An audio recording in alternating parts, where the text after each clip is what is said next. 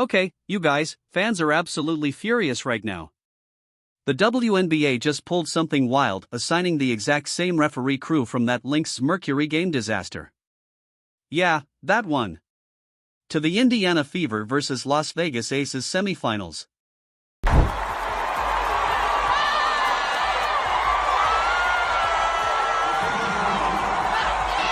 That's right, the same refs who got Cheryl Reeve suspended are now, suddenly, in charge of Caitlin Clark's biggest playoff test yet. Seriously, people are straight up calling this outright corruption. So, what do you think? Did the league purposely pick these refs to try and tilt the game? It's bad for the game.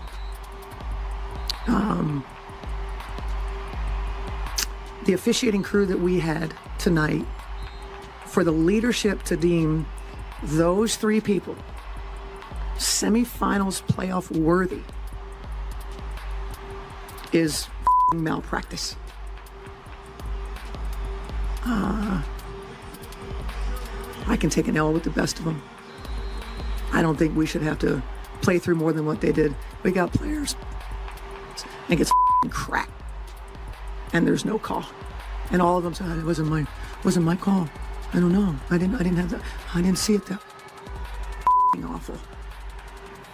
Alright, let's actually dig into this absolute mess, because wow, the WNBA has officially lost the plot. Assigning Isaac Barnett, Randy Richardson, and Jana, the exact same crew who totally botched that Minnesota game, to the Fever vs. Aces semifinal? That's not just insane. It's not just tone deaf. It's a giant slap in the face to every single fan who's already been calling out the league for their sheer incompetence. Let's jump right in.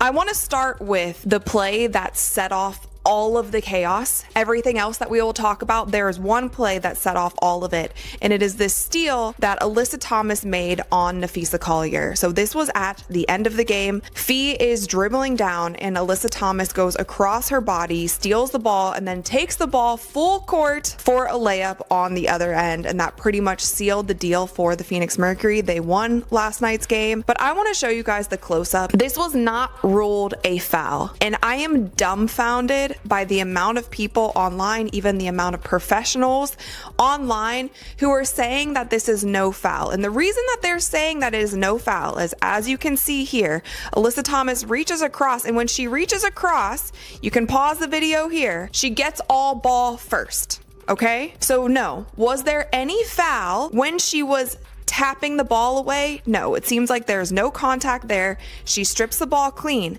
But as you can see, the angle in which Aliyah Thomas is running across Fee's going this way, Aliyah Thomas is going this way. Fee is in full motion. You can even see, again, with this screenshot, the angle in which Fee's body is going. She is going full speed in one direction. She is running in one direction, and Aliyah Thomas cuts her off. And okay, so let's rewind and talk about what actually happened in that Lynx Mercury game, because Cheryl Reeve didn't just blow up for no reason, right?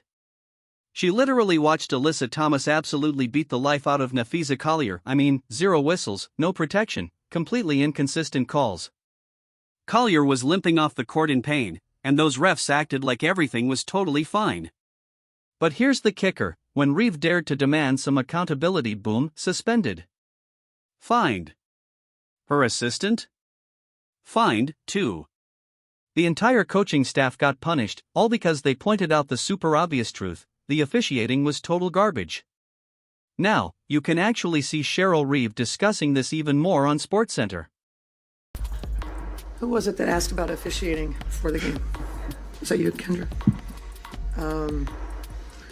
And we talked about how dangerous it can be. You're hearing it from the other series. You're hearing other coaches. You're hearing Becky talk about when you let the physicality happen, people get hurt. There's fights. And this is the look that our league wants. Now, fast forward to today. The Fever, even with Caitlin Clark out for stretches this season due to injury, somehow clawed their way into the playoffs. They became the star line. Seriously, every Fever game meant insane ratings. Every single arena was packed. And suddenly, Clark, Boston, Mitchell, they basically made the WNBA relevant again. So, how does the league decide to reward all that incredible momentum? by giving them the exact same refs who just utterly embarrassed the entire sport. Fans aren't dumb, they see the pattern. These specific refs have already earned a reputation for being inconsistent, petty, and frankly reckless. And now, they're officiating Clark's biggest stage. That's not just questionable, you guys, it's flat out reckless. We were trying to play through it. We tried to make excuses. One of the best players in the league shot 0 free throws. 0, and she had 5 fouls. 0 free throws. Got her shoulder pulled out and finished the game with her leg being taken out and probably has a fracture. And so if this is what our league wants, okay. But I want to call for a change of leadership. Okay, so let's zoom in on the league-level malpractice here, because it's wild. Let's look at the numbers from that Lynx Mercury game. Minnesota went 13-4-21 at the free throw line, and even with a 10 rebounding advantage, they still lost. Why? Because the refs completely swallowed their whistles every time Phoenix got physical. Alyssa Thomas could have been called for a dozen fouls, but instead, nothing. Collier limped off, Cheryl Reeve exploded, and the refs just walked away untouched. Now get this, those exact same refs are supposed to manage Clark, Boston, and Mitchell against Aliyah Wilson, Jackie Young, and Chelsea Gray. Please, this is absolute malpractice. And we all saw Lexi Hull getting pushed all game, really elbowed. Fans have receipts, too. Scott Agnes flat out reported it. The Fever Aces semifinal will be run by Isaac Barnett, Randy Richardson, and Jana. The same crew. 0 adjustments, 0 accountability. The league basically just said, yeah, we know you hated them, but we don't care. And that's exactly why people are calling this corruption. Because if you were trying to tilt the game toward Vegas, this is exactly how you do it. Give them refs who've already shown they'll let things slide. Refs who punish coaches for speaking up. Refs who swallow their whistles when the game gets physical. And when the Aces thrive on physicality, who does that help, exactly? And let's not pretend this is new, because fans have been complaining about the officiating all season, especially when it comes to Caitlin Clark. She's been hacked, shoved, elbowed, and tripped with barely a whistle, with opposing players' suspensions, fines. It's gotten so obvious that even casual fans are questioning whether the league even wants Clark to succeed. That's how bad it is, you guys. Instead of capitalizing on the massive Clark effect, they're actively sabotaging. And honestly, the sarcasm here just writes itself. The WNBA says they's the next generation. And then, in the most watched playoff run in years, they assign the most hated referee crew to the marquee matchup. That's not growth. That's self-sabotage. Look at what's at stake here. Fever vs. Aces could have been the series of the year. Caitlin Clark, a second-year superstar, facing Aliyah Wilson, the reigning MVP and face of the Aces dynasty. Boston vs. Wilson in the paint. Mitchell against Young. This had all the makings of a classic. But instead of hyping the matchup, all anyone is talking about are the refs. Fans aren't debating strategy or rotations, they're debating whether Clark will even survive the officiating. That's pathetic. And it's 100% on the league. Let's get specific on these refs. Isaac Barnett is notorious for quick technicals, handing them out for simple frustration. So if Clark claps her hands after a missed call? Tech. If Coach White challenges a whistle too aggressively? Tech. Meanwhile, Wilson can bulldoze Boston in the paint and somehow, it's a no-call. Randy Richardson is inconsistent at best.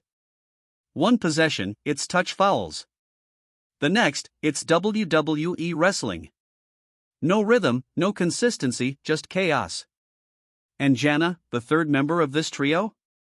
Fans literally call her invisible, because she disappears when the game gets tough. That's who's running the semifinals. This isn't just conspiracy, it's incompetence. And incompetence at this level feels like corruption. Fans have been blasting this all over social media. How do you assign the same refs who just suspended a coach? How do you protect a product by using officials everyone hates? How do you ignore your own paying customers? The answers are simple. The WNBA doesn't care. They're banking on fans watching anyway. They think controversy equals views. But controversy without fairness just absolutely kills credibility. Now, let's bring Caitlin Clark back into this. She's in her second year. She's the biggest name in the league. She sells out arenas on the road. She breaks ratings records. And instead of protecting her, the league is basically daring refs to swallow the whistle again. Fans saw her get slammed all season. Now, in the playoffs, with the same refs? What do you think will happen? Boston has already carried so much of the load since Clark's injury. Mitchell has stepped up. Lexi Hull has played through pain. This team has fought tooth and nail just to make it here. And the league's big plan? Throw them in front of the same three officials that already embarrassed the sport. That's why fans are fuming, and let's remember, the Aces are basically the WNBA's golden child. Vegas is the money market. They've got the glitz, the ownership, the star power. The league wants them in the finals. Everyone knows it. So when fans see the same refs who bailed them out before assigned again, it doesn't look like coincidence, it looks like favoritism. And favoritism destroys trust. Sports are supposed to be about competition. Stop watching. And once they stop watching, sponsors stop paying. That's the slippery slope the WNBA is on right now. Logo threes. They want to see Aliyah Wilson battle Boston in the paint. They want to see Mitchell cook defenders. But instead, the refs have become the main act. That's the core problem. It's not even about one game, it's about a pattern. The WNBA has shown time and again they'll protect certain players. Stewart gets calls. Boston gets mugged. That double standard is driving fans nuts. They're not stupid. They see who the league wants elevated. Now think about what happens if this crew actually influences the outcome. Imagine the Fever lose a close one, Mitchell's on fire. Or Clark gets hit on the arm, no whistle. Fast break the other way. Momentum killed. That's not basketball. That's manipulation. And fans won't forgive it. We've already seen the fallout. After the Lynx game, Cheryl Reeve went nuclear. She screamed at refs, cursed at fans, blasted the league in a press conference. And instead of admitting the officials botched it, the WNBA suspended her, the winningest coach in the league, for pointing out the truth. And now those same refs get Caitlin Clark's semifinal? That's not just bad optics, that's comedy, and this is why fans are fuming. They feel like the league is working against them. The Fever claw their way into contention, and instead of celebrating it, the league throws them into a buzzsaw of corrupt officiating. Vegas, the golden franchise, gets the benefit. Indiana, the underdog that actually brings ratings, gets screwed. It's backwards, and here's the kicker. Fans don't even want another Aces finals run. Social media polls show it. Watch parties show it. Viewership shows it. People are tired of Vegas getting the spotlight. They want new blood. They want Clark, Boston, and Mitchell on the biggest stage. That's how you grow the game. That's how you pull in casual fans. But instead of leaning into that, the league doubles down on the Aces, and don't think fans haven't noticed. Just look at the comments under every league post: rigged, corrupt, protect Caitlin. Refs are ruining the game. This isn't a small group of trolls, it's the paying audience. The ones buying tickets, streaming games, wearing jerseys. And they feel betrayed. It's gotten so bad that even rival coaches are speaking out. Becky Hammon, who has no reason to defend Indiana, openly criticized officiating earlier this year. That tells you how widespread the frustration is. Because when even the league's golden franchise is questioning refs, you've got a crisis. So, where does this leave us? The Fever are staring at a semifinal where every whistle, or lack thereof, will be scrutinized. Every time Clark gets bumped, fans will scream conspiracy. Every time Wilson gets a soft call, fans will rage. And that's the toxic environment the league created by assigning this crew. Why is this happening? Some say favoritism. Some say incompetence. Honestly, it's both. The WNBA wants Vegas in the finals because it's flashy. But they also don't have enough quality refs to handle high-pressure games. So they just recycle the same names even when those refs have already blown calls. That, my friends, is a recipe for disaster, and here's the brutal irony: Caitlin Clark is the league's cash cow. She's the one driving ratings, selling out arenas, putting money in the league's pocket. Yet instead of protecting her, they're setting her up to get hammered with no calls. That's literally biting the hand that feeds you. Let's break it down by player. Boston has been the anchor all year. Magnified in the playoffs, Kelsey Mitchell has carried the fever at times, but she's not a darling of the league.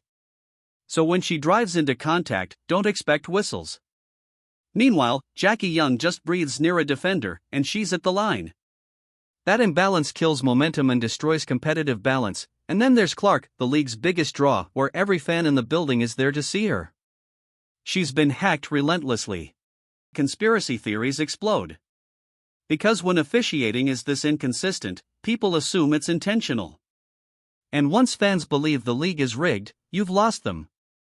No amount of marketing can fix the big picture. The WNBA has been riding an incredible wave of growth. Attendance is up. Ratings are up. Merch is selling. And yet, instead of showcasing competitive, fair basketball,